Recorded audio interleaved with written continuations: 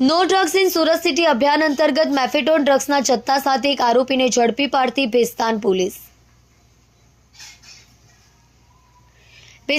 સ્ટેશનના police inspector K P Gameti સાહેબ, police inspector J M. Solanki સાહેબના માર્ગદર્શન હેઠળ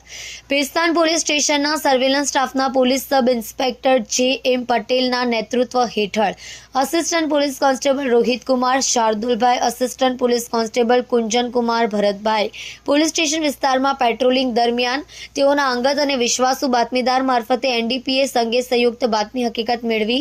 શેખ યાસીન સલમાન રહેવાસી પ્લોટ નંબર 136 આલિફનગર એ કોન ભેસ્તાન સુરતે ભેસ્તાન ઉન વિસ્તારમાં પ્લોટ નંબર 122 આલિફનગર 1માં આવેલ યાસીન ટ્રેલર્સ નામની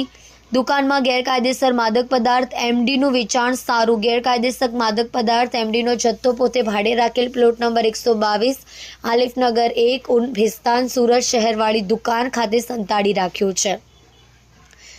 બાતમીને આધારે સદર બાતમી હકીકતવાળી જગ્યાઓ પર સાથેના માણસો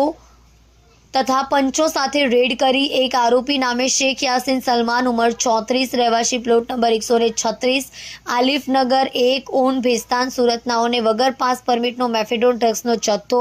કુલ વજન 23.360 ગ્રામ જેની કિંમત ₹2,33,500ની બત્તાનો તથા 2 મોબાઈલ ફોન જેની કિંમત 43,000 અને અંગ ઝડતીના રોકડા ₹28,000 મળી કુલ ₹3,04,600ની મત્તાના મુદ્દામાલ સાથે પકડી પાડી કાયદેસરની કલ્પેશભાઈ રાણા સાથે જોતા રહો ન્યૂઝ 9 સુરતી।